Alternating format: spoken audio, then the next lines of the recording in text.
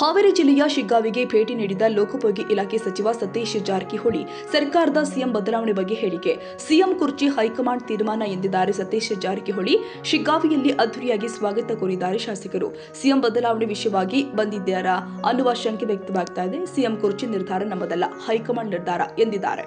ರಹಸ್ಯವಾಗಿ ಡಿಕೆ ಶಿವಕುಮಾರ್ ಭೇಟಿ ಹಿನ್ನೆಲೆ ಹಾವೇರಿಗೆ ಭೇಟಿ ನೀಡಿದ ಸಚಿವ ಸತೀಶ್ ಜಾರಕಿಹೊಳಿ ಈ ಸಂದರ್ಭದಲ್ಲಿ ಶಾಸಕರು, ಪಕ್ಷದ ಕಾರ್ಯಕರ್ತರು ಅದ್ದೂರಿಯಾಗಿ ಸ್ವಾಗತ ಮಾಡಿಕೊಂಡರು.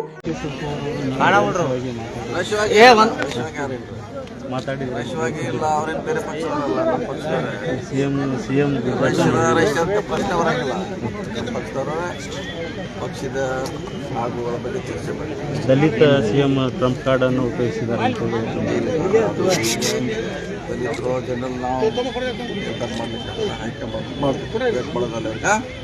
ಸರ್, ಸರ್ಕಾರ 2 ವರ್ಷ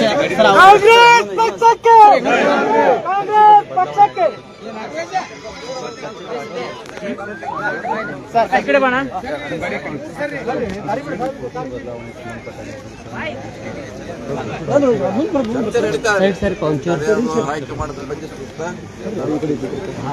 ಸರ್ ಕ್ಷೇತ್ರದಲ್ಲಿ 1 ವರ್ಷ ಪೂರ್ಣಗೊಳಿಸಿ. ಈ ವೇಳೆ ಇನ್ನಿತರರು ಉಪಸ್ಥಿತರಿದ್ದರು.